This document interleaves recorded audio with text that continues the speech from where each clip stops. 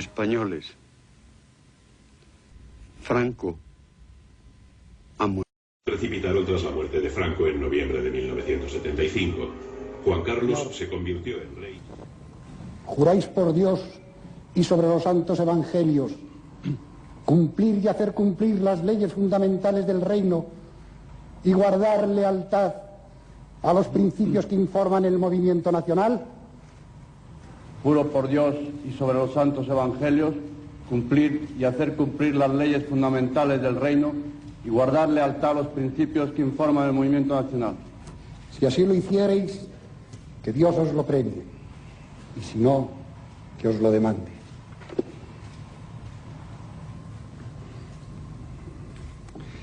En nombre de las Cortes Españolas y del Consejo del Reino, manifestamos a la nación española que queda proclamado Rey de España don Juan Carlos de Borbón y Borbón, que reinará con el nombre de Juan Carlos I.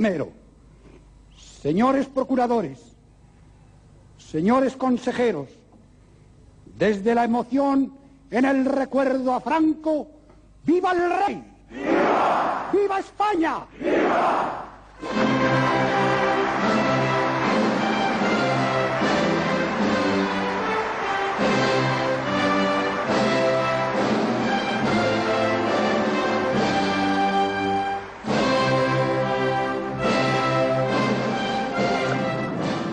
Y Arias Navarro fue sustituido por Adolfo Suárez. 5 de julio, lunes. Adolfo Suárez se dispone a jurar su cargo de presidente del gobierno ante el rey.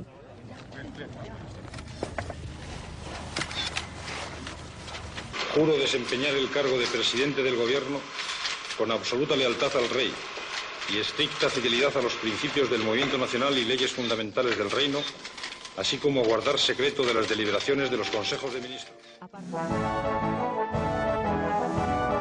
Asistió a los presos políticos, legalizó el Partido Comunista y escarceló a los terroristas, dando comienzo a un periodo de transición.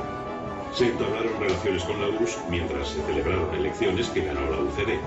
Un año después se aprobó la Constitución.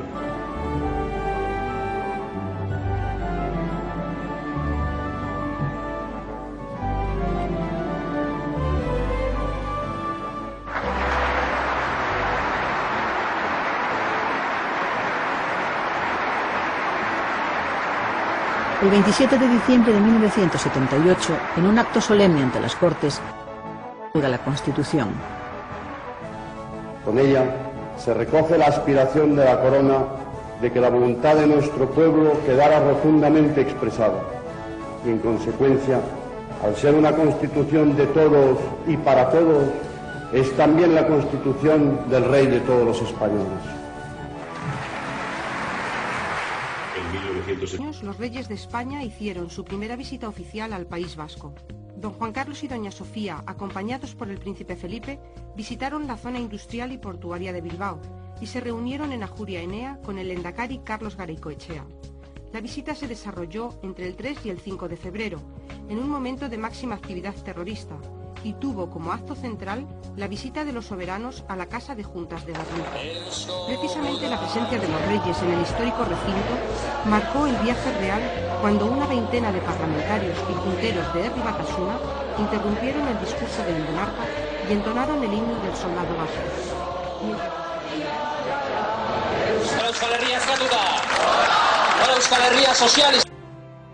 Y si a esto añadimos la inseguridad ciudadana, el abandono pastoral, la provocación de los nuevos rojos, los enfrentamientos, las huelgas y las manifestaciones,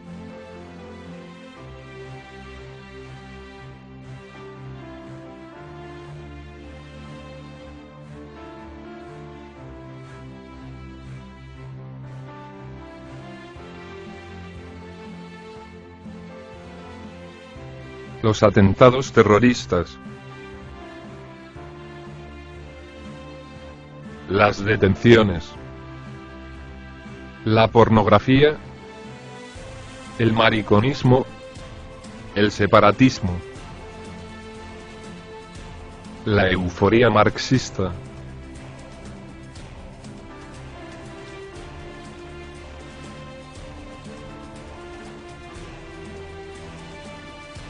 Suárez volvió a ganar las elecciones. Electoral, pero dimitió 2 años después.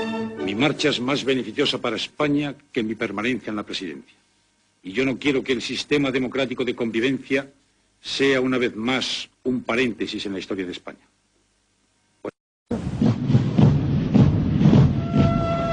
No. ¿Qué pasa?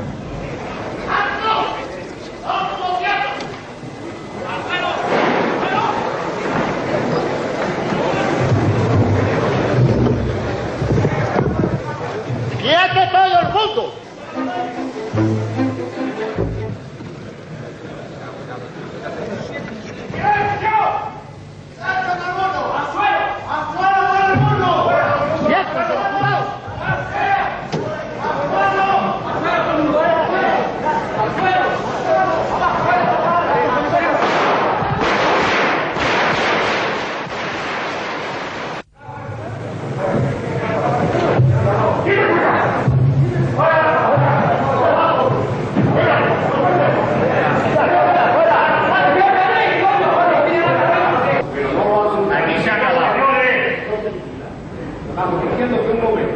Efectivamente, cuando entró en el hemiciclo, el teniente coronel Tejero dijo: en nombre del rey, que no se mueva nadie. Como lo corrobora el secretario del rey. Hablé con Tejero, no me hizo demasiado caso, le dije quién era y dijo: yo no obedezco más órdenes que las del capitán general de Valencia, el general Mirán del Bosch, y por lo tanto pues no me hizo caso, pero yo le dije: pero es que has entrado en nombre del rey. ¿Por qué en nombre del rey?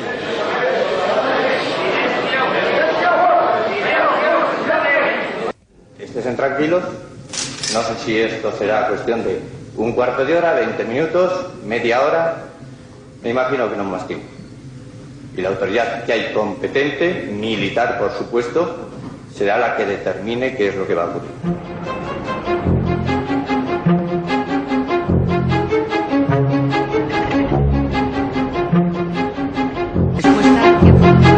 En estas imágenes se puede constatar la entrada en Palacio de las Cortes del General Armada.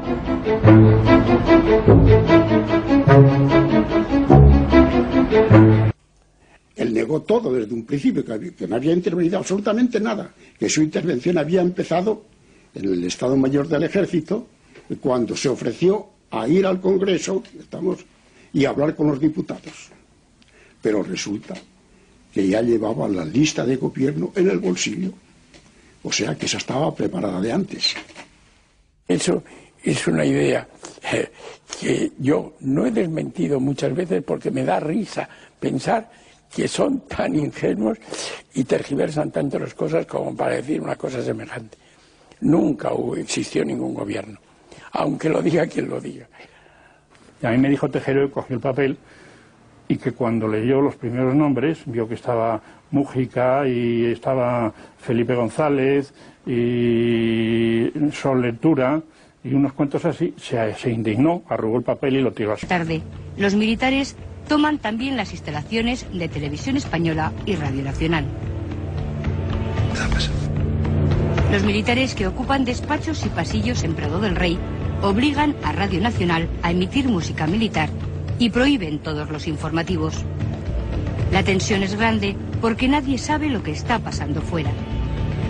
La llamada que recibe después de las 8 el director general Fernando Castedo del secretario general de la Casa del Rey, Sabino Fernández Campo, cambiará la situación. Mientras 2 equipos se dirigen hacia Zarzuela, las redacciones de Televisión Española y Radio Nacional se suman a una larga noche en la que todos estuvimos pendientes de la información.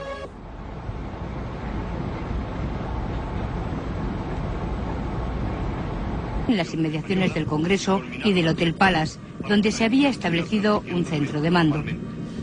Las imágenes de la toma del Congreso seguían sin emitirse por temor a que pudieran suponer un riesgo para los diputados y el gobierno que seguían secuestrados.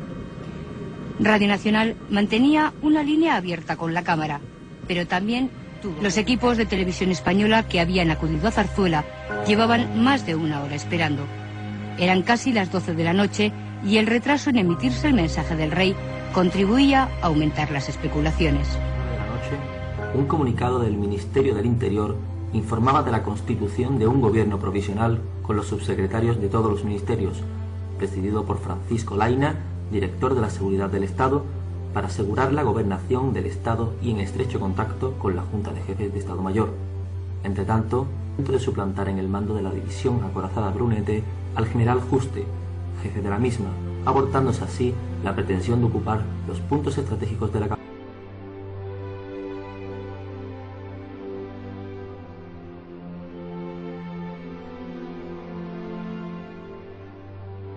Y ciudadanos se concentraban.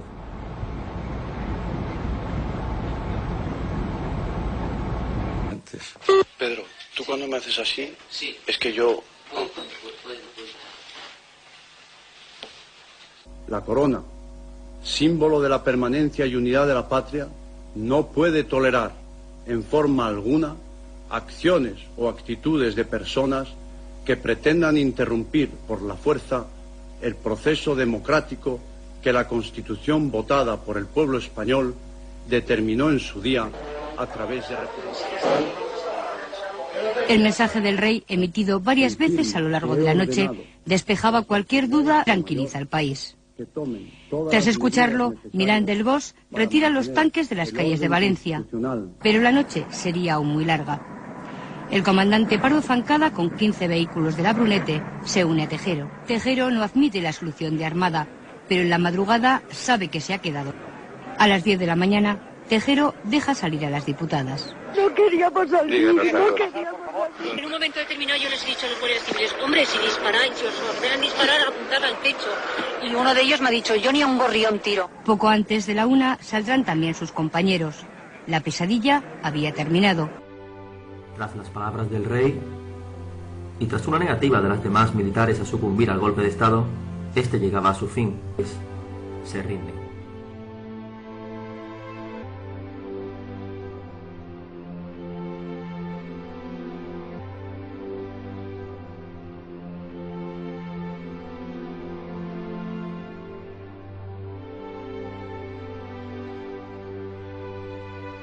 La imagen, despidiéndose de sus hombres, quedó también grabada.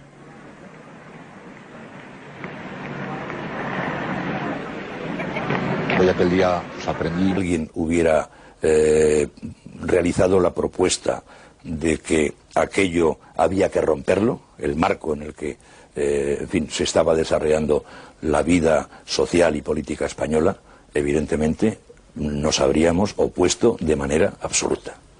No se pretendía una involución. El hacer nuestra fotografía surgió simplemente pues por tener un recuerdo de todos, para poderla mirar de vez en cuando. Nos vimos, lógicamente, viviendo juntos una convivencia que fue dura y fue difícil, tuvo sus momentos buenos y momentos menos buenos, y bueno, pues con ello de vez en cuando recordamos lo que fueron aquellos tiempos. En ella pues faltan el general Armada, el capitán Gómez Iglesias y el comandante Cortina, que en fin mantuvieron siempre pues una actitud mental e intelectual diferente a la nuestra y en fin se excluyeron de la fotografía. Algunos de ellos pues hoy día están ya fallecidos. Es el caso del teniente general Milás del Bosch, del entonces teniente coronel Mas, del capitán de navío Menéndez, del coronel Martínez Inglés, del teniente de la Guardia Civil Nieto. Se aprovechó el juicio para dar un palo al ejército, escarmentarlo y que nadie se atreviera a volver a chistar. Pero no se hizo ninguna investigación. El propio Calvo Sotelo en unas declaraciones decía que cuando el juez le propuso que se procesara, eran 33 creo, que le dijo que muy bien, que en 33 se pare la investigación, que a esto se les aplique toda la dureza de la ley. Y lo dice el señor que era presidente de gobierno. ¿Cómo? Que se pare y que se aplique la ley con dureza a estos. ¿Y los otros qué? O sea que lo restringieron. ¿Por qué? Pues porque debía haber mucha más gente de la que nos dicen. Armada, claro que sabía que yo había estado en Cabrera, aunque él no había estado. No me procesaron sencillamente porque ellos, el general Milans y demás, no me delataron. Y voy a decir otra cosa. Y en pleno consejo, no fue consejo de guerra, porque aquello fue un juicio, no es igual que un consejo de guerra, vamos, que era el Consejo Supremo de Justicia Militar en pleno convertido en sala de justicia. Fue un día, estando allí, Armada me llamó en una parte y me dice: Alvarado, se dice que tú estuviste en la reunión de Cabrera. Y yo le dije: si lo sabes, denúnciame.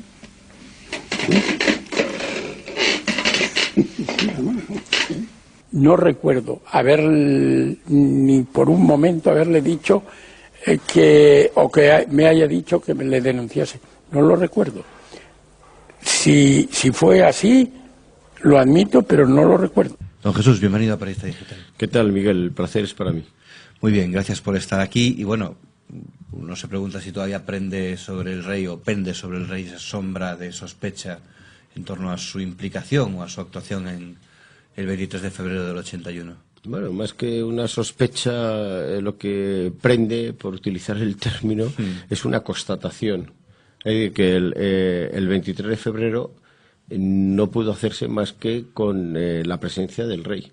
Todo en el 23 de febrero se hace en torno al rey y todo gira en torno al rey. Pero el fracaso objetivo, es decir, el hecho de que el teniente coronel Tejero impida al general Armada entrar en el hemiciclo para hacer su propuesta de gobierno de concentración, que ese era el objetivo de la operación especial de corrección del sistema, es lo que hace que después cada uno se desprenda de gangas y no tenga reconocimiento alguno el fracaso de una operación. Precisamente por eso, por el fracaso de la operación.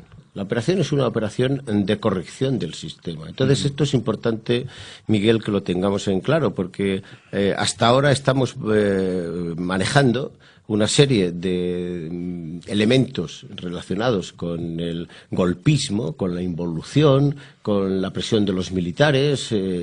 Todas estas cosas nos han dado una especie de visión en retrospectiva. Han pasado 30 años, pero que había una alocada carrera en pelo por parte de multitud de sectores militares que lo que querían era dar un golpe de Estado en el tiempo de la transición. Bueno, todo esto se deshace con el tiempo y con el testimonio oral y con la investigación histórica.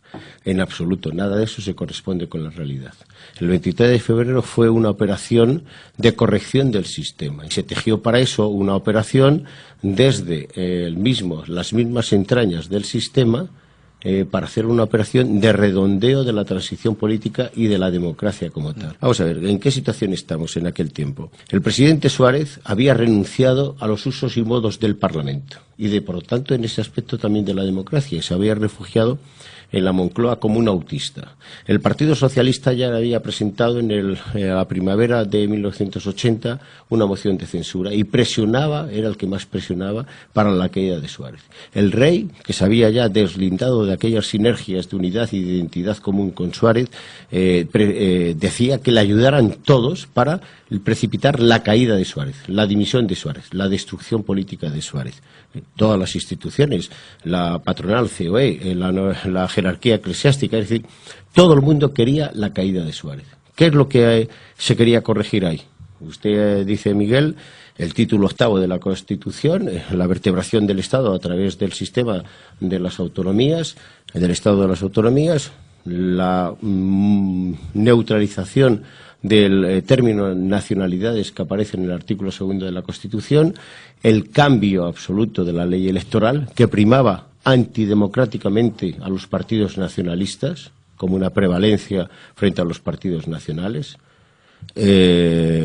atajar el terrorismo, que era brutal en aquellos años, corregir, desde luego, todos los procesos que teníamos con muchos problemas en el sector financiero, del paro, el sector laboral, en fin, todos estos problemas que había. Todo eso era lo que conlleva a un punto de determinación que surge de los partidos políticos. De lo que expone en su libro, que ese gobierno que el general Armada iba a entrar en el hemiciclo para ese gobierno de concentración nacional, afirma que el presidente sería el propio Armada Y sorprende el nombre de Felipe González como vicepresidente de ese futurible gobierno, cuando todos tenemos entendido que Felipe González fue uno de los políticos que incluso llegó a temer por su vida la noche del 23F.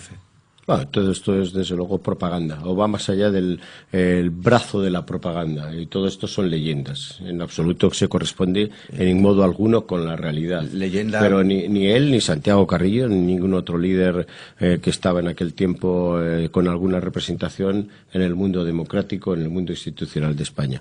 No. Hay algo que es muy claro. El Partido Socialista quería cuanto antes llegar al poder. Felipe González lloró la tarde-noche del 3 de marzo de 1979 cuando pierde las elecciones con Adolfo Suárez. Y desde ese momento se rompe lo que se había dado entonces por llamar la concordia, la transición, el pacto, el consenso, todo lo que se definió a lo largo de la transición política. Luego, el Partido Socialista es uno de los que principalmente entiende, por sus deseos de alcanzar el poder cuanto antes, que ante el riesgo que se estaba difundiendo de que había muchos intentos de golpismo, de involución... ¿Es consciente de que a 30 años después a muchos nos puede sorprender que, naturalmente, digamos, ahora resulta que es el PSOE el que más presionaba para el golpe de Estado y que Felipe González iba a ser el vicepresidente del gobierno? Yo no digo que para el golpe de Estado, yo digo para la corrección del sistema, para la caída de Suárez, y para eso se busca el consenso de los líderes políticos. Y durante el otoño e invierno de 1980-81, ahí lo que se teje es un magma necesario, precisamente ante la amenaza de una especie de golpe de involución, de que es necesario una corrección del propio sistema. Y por eso aceptan la idea de un gobierno de concentración presidido por el general Armada. Los líderes del Partido Socialista, Felipe González, Gregorio Pérez Barba, Enrique Mújica, en el otoño del 80 se reúnen con el entonces secretario general de la Casa del Rey, el general Sabino Fernández Campo, y le plantean y le dicen lo siguiente: general, nos transmítele por favor al rey, a su majestad el rey, que nosotros hemos aceptado la fórmula de un gobierno de concentración nacional presidido por un general. Ese general que nosotros hemos aceptado es el general Alfonso Armada Comín. ¿Y por qué lo hacen una moción de censura? Porque cuando se podía haber planteado, de hecho estaba en marcha, una segunda moción de censura, pero eso es precisamente lo que precipita la dimisión de Suárez. Es decir, Suárez no hubiera dimitido jamás hubiese dimitido. En aquel tiempo se pensó que una operación que habían ideado y creado unos oficiales de Estado Mayor del Servicio de Inteligencia y que habían bautizado como Operación de Gol, en 1978, 2 años y pico antes del 23 de febrero del 81, habían ya establecido y habían dejado ahí escrito que si la situación en España derivaba por unos caminos peligrosos para la estabilidad del propio sistema democrático, se debería hacer mediante una corrección del propio sistema. Esto lo habían establecido ellos, yo no me lo invento. Entonces aquí establecieron una operación en 2 fases, con compartimentos estancos. La primera de ellas es decir, aquí necesitamos un elemento que viole la legalidad constitucional. Eso se le dio el nombre técnico de un SAN, supuesto anticonstitucional máximo. Ese es el elemento de Tejero, que tenía los perfiles y la imagen e idea de ser un personaje de involución. Y lo inventan los propios agentes y la propia miembros del Servicio de Inteligencia que quieren desarrollar la operación. Tejero no actúa de una forma autónoma, aunque él pretendía y era partidario de dar cualquier tipo de golpe de mano o de operación. Pero a Tejero en ese aspecto se le utiliza, se le canaliza, se le pone una autopista en dirección hacia el Congreso, se le dan instrucciones, es decir, usted tiene que tomar el Congreso y espera instrucciones en el Congreso. Y eso Tejero es lo que hace. Y por eso Tejero recibe apoyo logístico, apoyo de agentes, apoyo de medios. Se le ponen los guardias civiles. Tejero no tenía mando ninguno. Y suma una cantidad de fuerza heterogénea. ¿Pero qué pintaban en aquella operación unos oficiales que eran del subsector de tráfico? Otros que estaban haciendo un curso de ascenso. O de guardias civiles, de policías de tráfico, de los que van con la moto. Esos son los que entran en el Congreso. No es una fuerza, un cuerpo unificado. Y la segunda fase de la operación es la que después se llevó a cabo y fracasó hasta cierto momento, que es cuando el general Armada, estaba previsto así, llegaría al Congreso para postularse ante los líderes de los partidos políticos y de los diputados con esa propuesta que ya había sido consensuada y bendecida meses atrás por parte de todos los líderes políticos, que era el gobierno de concentración nacional. Todos los diputados hubieran votado esa operación, en la que Felipe González era vicepresidente de ese gobierno. Caray. Con varios miembros después de la izquierda. Estaba Gregorio Pérez Barba, Javier Solana, Enrique Mújica, dos miembros del Partido Comunista, como era Jordi Soletura y Ramón Tamames, y otros miembros de la derecha, o algunos liberales y algunos independientes, ¿verdad? Bueno, esa operación, claro, cuando el teniente coronel Tejero, al quien no le han explicado todo el desarrollo de la operación, se entera, porque obliga al general Armada, que es su gravísimo error, porque un oficial superior, un general, no puede negociar o no puede plantear a un oficial de rango menor qué es lo que va a él a hacer.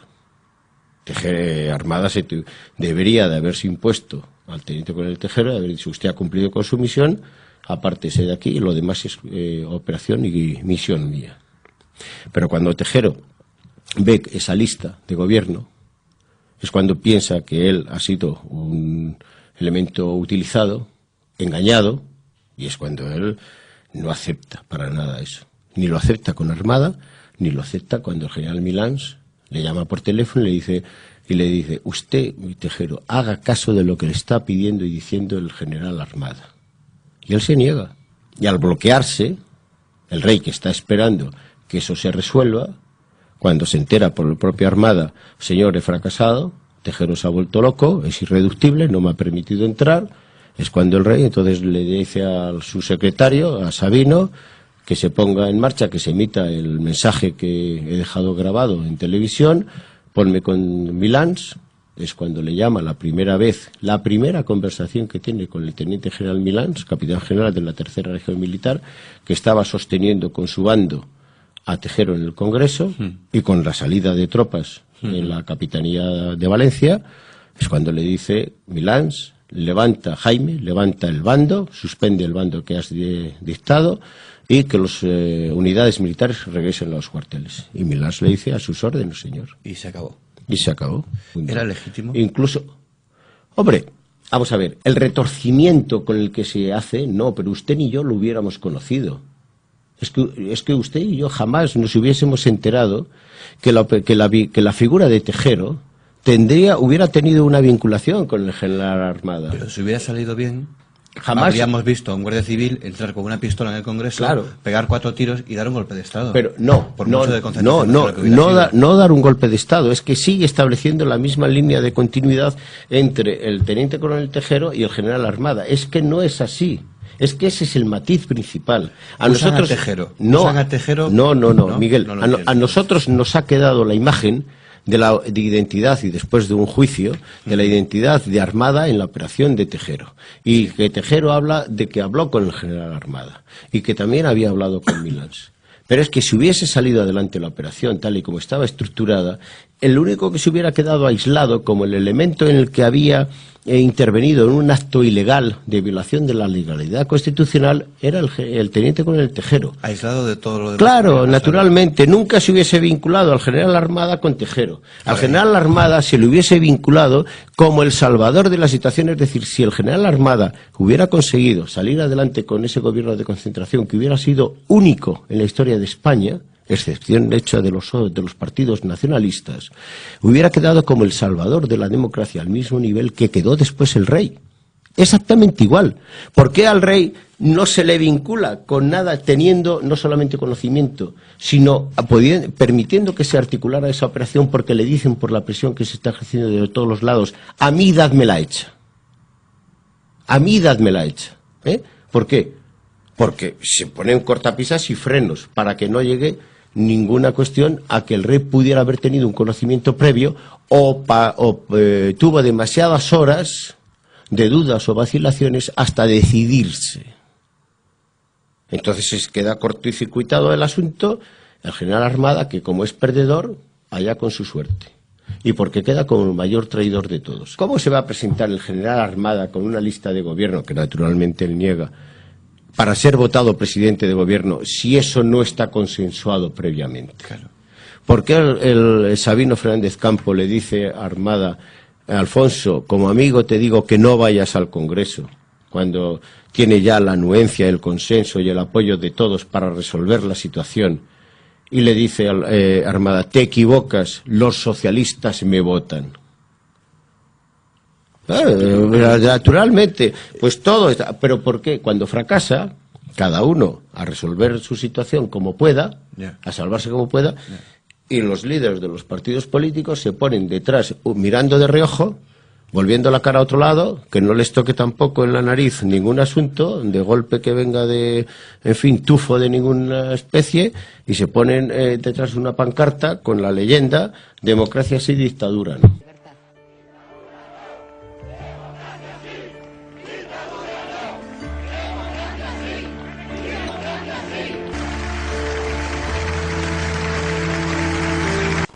Juro por mi conciencia y honor cumplir fielmente las obligaciones del cargo de presidente del gobierno. El nuevo presidente de gobierno, Leopoldo Calvo Sotelo, jura su cargo en un momento político extraordinariamente.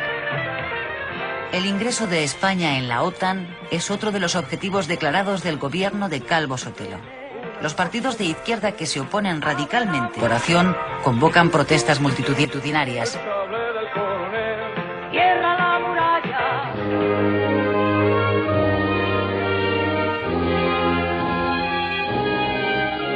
Pero el gobierno logra el respaldo del Parlamento y la incorporación de España a la OTAN es un hecho en mayo de 1982. Habéis recibido solemnemente a la bandera española y la habéis colocado entre las vuestras. La incorporación de España a la Alianza Atlántica, después de haber sido aprobada por nuestros parlamentos nacionales. El juicio contra los militares implicados en el intento del golpe de Estado reproduce el clima de grave tensión política del 23F. En una decisión histórica que afirma la supremacía del poder civil sobre el militar, el gobierno recurre ante el Tribunal Supremo la sentencia emitida por el Tribunal Militar. El Supremo aumenta la condena de los principales responsables del golpe. Armada, Tejero y Milans del Bosch fueron condenados a 30 años de cárcel. Su fracaso permitió que otras imágenes pusieran fin a esta intentona golpista, las del reconocimiento a quienes aquel día lucharon por la democracia.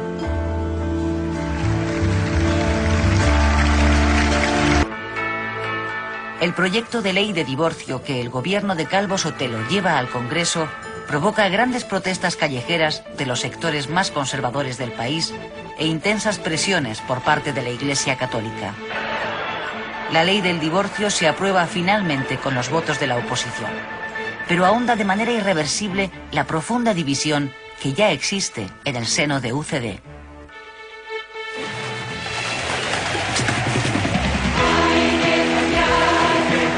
En las elecciones generales celebradas en octubre de 1982, el PSOE obtiene una aplastante mayoría.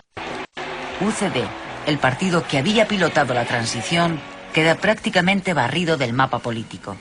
Cabe decir con satisfacción que se han celebrado con limpieza las terceras elecciones generales. Y con ello quien gana, más que un partido concreto, es la democracia y el pueblo español.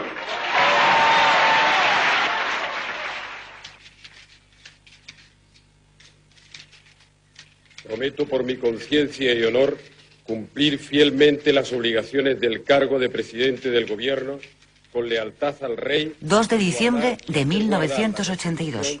Por primera vez en 50 años, la izquierda vuelve al poder. Ha sido aprobado el nuevo Real Decreto que regula la práctica de las interrupciones del embarazo en España. Ninguna mujer va a sufrir o va a tener que afrontar consecuencias penales por el hecho de haber abortado. Esta ley, calificada de pacata por los más progresistas y de inmoral por una parte de los médicos y algunos sectores sociales, autorizaba la interrupción del embarazo en 3 supuestos: riesgo para la salud física o psíquica de la madre, violación y malformaciones en el feto.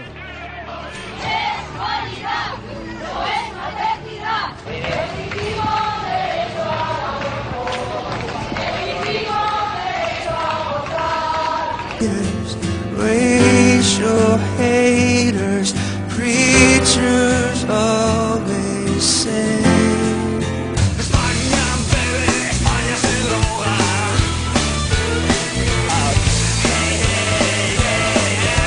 Se droga. Mi querida España, esta España mía, esta España nuestra. De las alas quietas, de las vendas negras. La corrupción en España es muy grave y de gran magnitud. El fiscal general del Estado reconoce que hay 730 causas abiertas contra políticos por corrupción. 264 políticos del PSOE, 200 del PP, 43 de Coalición Canaria, 30 de CiU, 20 de Izquierda Unida, 24 del Partido Andalucista, 17 de GIL, 7 de Unión Mallorquina, 5 de Esquerra Republicana, 3 del BNG, 3 del PNV, 1 de ANV, 1 de EA. Corrupción es enriquecerse con la política. Pues ya lo ven todos ustedes, este es el ambiente de euforia y de fiesta que se vive aquí, junto a la sede del Partido Popular en la calle Génova. Lo han podido ver ustedes, ha salido ya el líder del Partido Popular, el presidente del PP, José María Aznar, que era lo que estaban pidiendo los cientos y cientos de simpatizantes y militantes del PP que llevan aquí. Juro cumplir fielmente las obligaciones del cargo de presidente del Gobierno con lealtad al Rey y guardar y hacer guardar la Constitución como norma fundamental del Estado, así como mantener el secreto de las deliberaciones del Consejo de Ministros.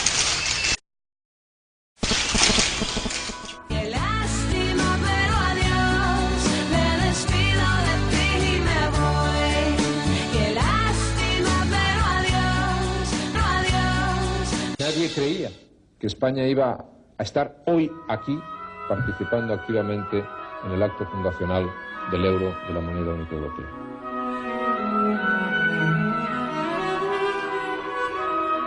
Hola, buenas tardes. La moneda que compartimos 300 millones de europeos está ya en circulación. 12 países han iniciado la transición para despedir a sus monedas nacionales y utilizar...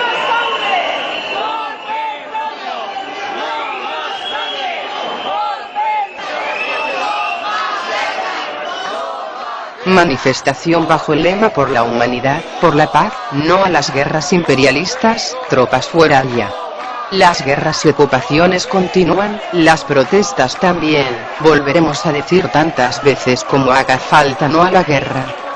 Cientos de personas recorrieron el pasado 5 de abril las calles en consonancia con la campaña internacional desarrollada contra la guerra de Irak. Las elecciones generales ya tienen fecha. Votaremos el 14 de marzo para renovar el Congreso y el Senado. Muy buenas noches, son las 12 en punto y en estos momentos inicia la campaña electoral para las elecciones generales del 14 de marzo. Durante los próximos 15 días, las formaciones políticas pedirán el voto a los electores que deberán decidir la configuración del Parlamento español en la próxima legislatura. Queridos amigos, nos presentamos con la ilusión y con la energía de quien emprende una nueva etapa, pero también con la experiencia y con los conocimientos de quienes hemos tenido la responsabilidad de gobernar este país durante los últimos 8 años. Contamos con la credibilidad que otorgan 8 años de progreso y bienestar. Hoy trabajan en España más personas que nunca. Los españoles pagamos menos impuestos y las pensiones están aseguradas. Nuestra economía está entre las primeras del mundo y cada vez estamos más cerca del nivel de los países más ricos de Europa. Por ello, os pido el voto para el Partido Popular, ahora que ha comenzado la campaña electoral. Muchas gracias. Muchas gracias.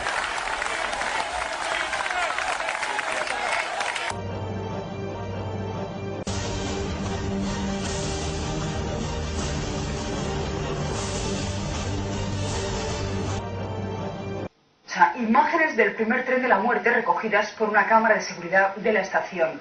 No se ve la primera explosión, pero sí la segunda y la tercera. Se producen cuando muchos de los pasajeros aturdidos salen de los vagones y están en el arcén, a punto de coger. Son las imágenes de algunas de las 210 cámaras de la estación de Atocha. 7 horas 38 minutos del fatídico 11 de marzo.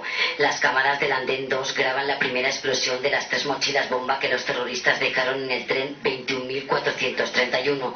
Cada una de ellas estaba cargada con entre 8 y 10 kilos de explosivos.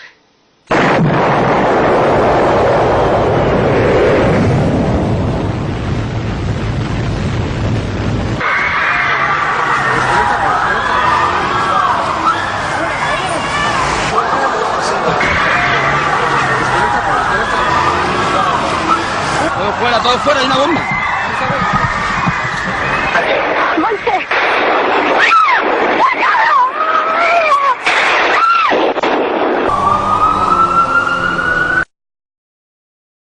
No podíamos salir, cuando yo me bajé había muchos muertos, muchos heridos. Era horrible.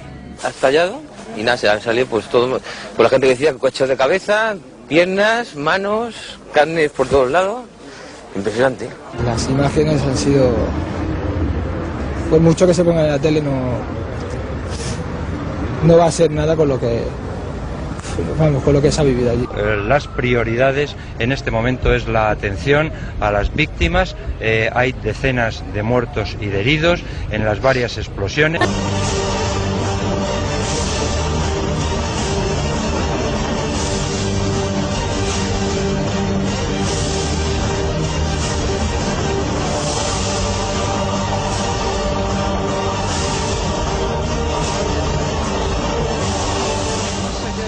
Aspecto que deba esclarecerse. Y más allá de cualquier especulación, interesada o no, ninguna sociedad democrática puede admitir que hay terrorismos de distintos géneros o calificaciones morales, que hay terrorismos explicables e inexplicables.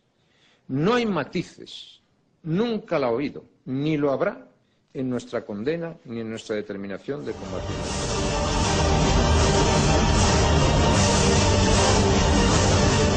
Al Gobierno y a las fuerzas políticas para decirles que este es más que nunca el momento de la unidad democrática frente al terrorismo.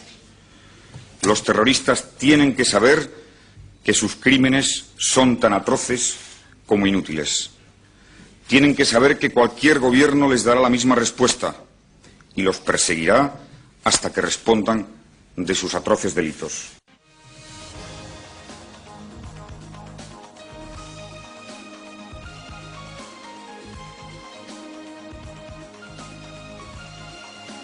Por favor, dejar hablar al presidente y luego lo celebramos.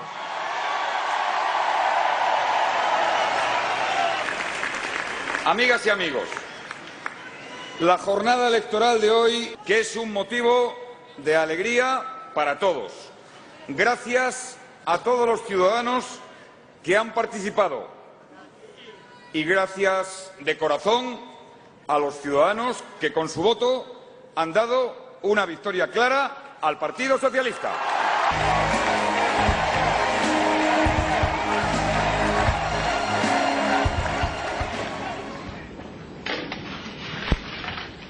Prometo, por mi conciencia y honor, cumplir fielmente las obligaciones del cargo de presidente del Gobierno, con lealtad al Rey y guardar la Constitución como norma fundamental del Estado, así como mantener el secreto de las deliberaciones del Consejo de Ministros.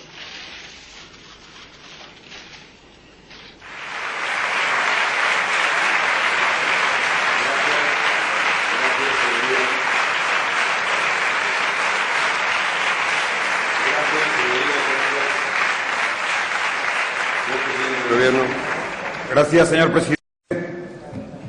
Hoy mi Gobierno somete definitivamente a la aprobación de la Cámara el proyecto de ley por el que se modifica el Código Civil en materia de derecho a contraer matrimonio, en estricto cumplimiento de un compromiso electoral ante la ciudadanía y ante la Cámara. Reconocemos hoy en España el derecho de las personas a contraer matrimonio con otras de su mismo sexo. A los homosexuales, que han soportado en carne propia el escarnio y la afrenta durante años, les pido que, al valor demostrado en la lucha por sus derechos, sumen ahora el ejemplo de la generosidad y expresen su alegría con respeto a todos.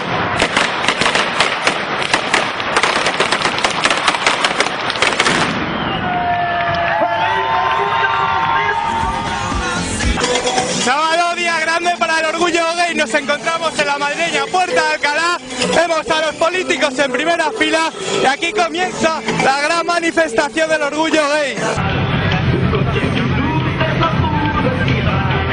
Seré tu amante bandido, bandido, corazón, corazón malherido. Seré tu amante cautivo, cautivo. Seré yo seré. ¡Que viva los maricones!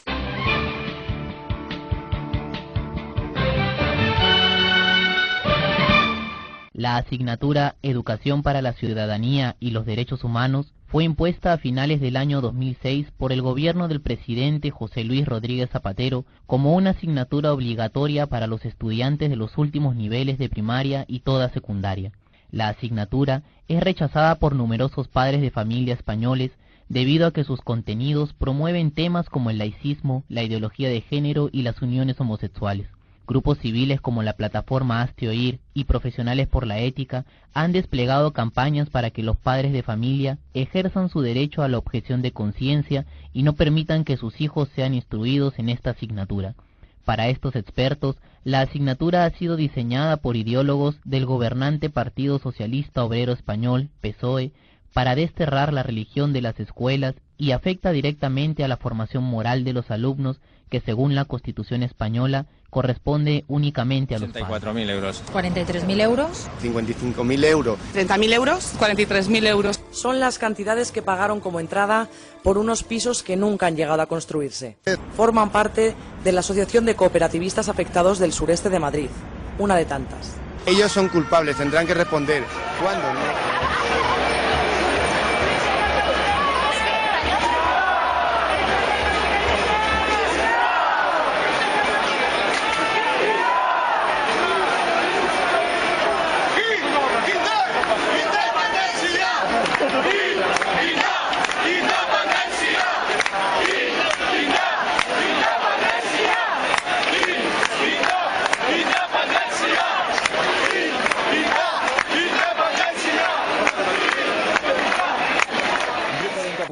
Ha irrumpido en la manifestación independentista de Barcelona que se celebra con motivo de la Diada y ha quemado una bandera española.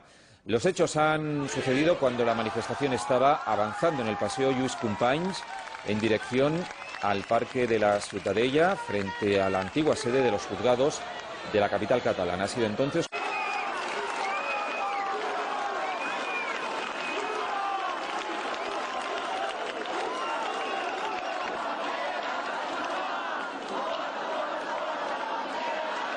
Estatuto de Cataluña, el tercero en la historia de la comunidad catalana.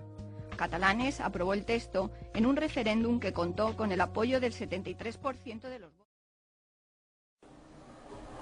El divorcio exprés ayuda a que la gente que no quiere convivir y que entra en un proceso de divorcio que le acarrea dolor y dificultades en la convivencia, con graves repercusiones a esa convivencia y a los hijos, aquello sí lo que hace es facilitar la vida de las familias. O sea que no. Es curioso que esto lo diga una persona del sistema. Por eso nos llevan a donde nos llevan, al paro.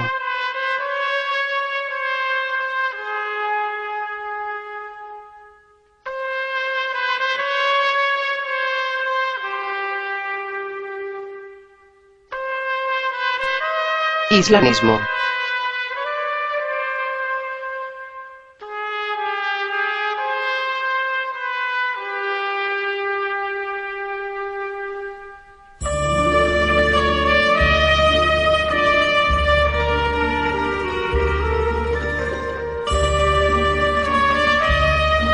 Inmigración masiva.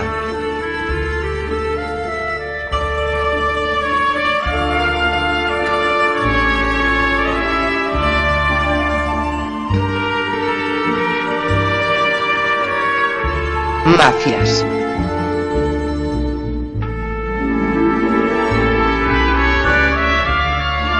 Independentismo. El problema de base de España como Estado es que debe tener la valentía de salir del armario.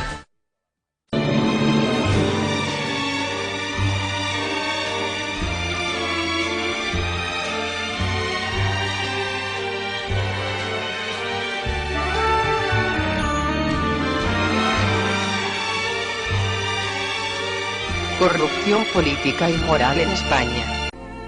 La corrupción en España es muy grave y de gran magnitud. No hay casos puntuales de 4 golfos que quieren enriquecerse. Nos encontramos ante un verdadero cáncer de nuestro sistema político, que sobrevive gracias a la corrupción. La corrupción llamada ilegal es la que más nos suena, pero existe la corrupción amparada por la ley, que no es menos corrupción que la otra. Con una situación de paro que supera los 5 millones, de más de 8 millones de personas bajo el umbral de la pobreza, con millones de pensionistas y trabajadores cobrando menos del ridículo salario mínimo establecido por ley, 624 euros al mes. ¿No es corrupción que un diputado cobre más de 6.000 euros al mes? ¿No es indecente que cualquier trabajador tenga que cotizar 35 años para cobrar la pensión completa, mientras que un diputado con solo 11 años en el cargo tenga derecho a cobrar la pensión máxima de 2.500 euros al mes? No es corrupción y debiera ser delito que los parlamentarios legislen para ellos condiciones laborales y económicas distintas que aquellas que aprueban para el resto de ciudadanos a los que dicen representar. La pérdida progresiva del sentido moral nos ha ido llevando a esta situación. Si desterramos de nuestras conciencias que la política es servicio y sacrificio por el bien común y que no hay derecho a tener privilegios por estar en política, nos encontramos con la triste realidad de una sociedad que no exige responsabilidades políticas por la corrupción. Una sociedad que no lucha contra la corrupción política de sus gobernantes acepta cualquier humillación y abuso. Rodríguez Zapatero mintió a la sociedad en la pasada campaña electoral, prometiendo el pleno empleo, aunque ahora lo niegue de forma cobarde. El trabajo llegue a todos los españoles consiguiendo el pleno empleo. Desde entonces, lo que ha ocurrido es justamente lo contrario. Más de 5 millones de personas en el paro, y sigue aumentando. Crecimiento de la economía sumergida, que ronda ya el 30% de la actividad económica y de la explotación laboral, sobre todo de jóvenes e inmigrantes. Zapatero ha manejado el dinero del pueblo regalando a la banca 236.000 millones de euros y se ha dedicado a dar subsidios a los parados para lavar su imagen y evitar una respuesta solidaria de los mismos. Como consecuencia, en las familias se vive un verdadero terror a perder el empleo, a no poder pagar la hipoteca, a que el banco se quede con la vivienda y los trabajadores se ven obligados a soportar cualquier explotación para conseguir o conservar el empleo. Mientras el paro destroza la vida de millones de personas y familias en España, el gobierno del PSOE de Zapatero mira para otro lado, sin reconocer su responsabilidad política en esta situación. Lo importante es que todos los españoles conozcan lo que hemos hecho en estos años. Los hechos y los datos. Hechos y datos que tenemos grabados a fuego en nuestra alma. Mientras crean mezquitas y fortalecen el Islam, el gobierno español borra las raíces cristianas, hace desplantes al Papa. Las leyes que quiere el Papa, no, hagamos las leyes que quiere el Parlamento y los ciudadanos de este país. Para todos y con igualdad. Cierra basílicas como la del Valle de los Caídos en Madrid, obligando a los monjes benedictinos a celebrar la misa en plena calle.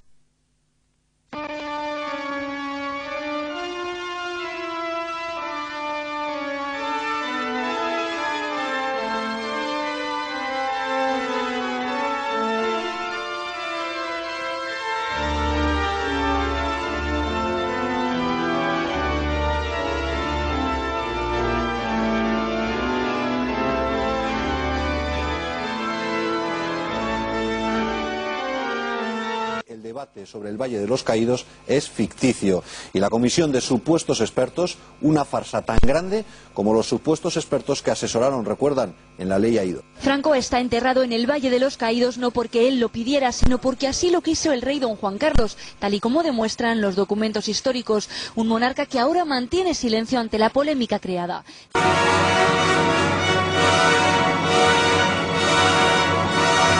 Por tanto, retorcimiento y odio acumulado hacia estas dos figuras señeras, han querido desenterrarlas, para fusilar de nuevo a José Antonio y a Franco si pudieran, aunque la verdadera razón y el motivo de tanto despropósito no es el cierre de la basílica y la exhumación de Franco, esos son pasos intermedios para llevar a cabo el más grande despropósito, que es lo que el senador Ana Sagasti nos confirma. A nosotros nos parece una vergüenza que 36 años después del fallecido dictador todavía sigamos con el Valle de los Caídos cuando en Berlín no existe un monumento a Hitler y cuando en Roma no existe un monumento a Mussolini, como en Lisboa no existe un monumento a Oliver Salazar, y que todavía haya que estar discutiéndolo. Yo creo que lo que tenía que hacer el gobierno era proceder de una vez por todas. Le recuerdo que creo que usted le conoció a Juan de Ajuriaguerra. Juan de Ajuriaguerra trabajó desgraciadamente a la fuerza en el Valle de los Caídos y decía que lo mejor que había que hacer con aquello era volarlo. Sí, sí. Pero ese sueño de la sinagoga de Satanás solo es un sueño. La enemistad de la antipatria atea contra la Iglesia es la contemporaneidad de Cristo Rey. El rostro misericordioso de Dios encarnándose revela al hombre el misterio de Dios como Padre. Hoy, los anticlericales y apátridas, se presenta como logos vestidos de pacifismo y tolerancia, pero son los mismos que el 36 fusilaron al corazón de Jesús. Lo más curioso es que los enemigos de Dios y de la patria, saben muy bien, que podrán ganar miles de batallas, pero, que no ganarán jamás la guerra, porque aunque incrédulos, en lo profundo de sus corazones, reconocen las palabras de Cristo. Yo estaré con vosotros hasta la consumación de los siglos. Cristo Rey, el grito de guerra que enciende la tierra.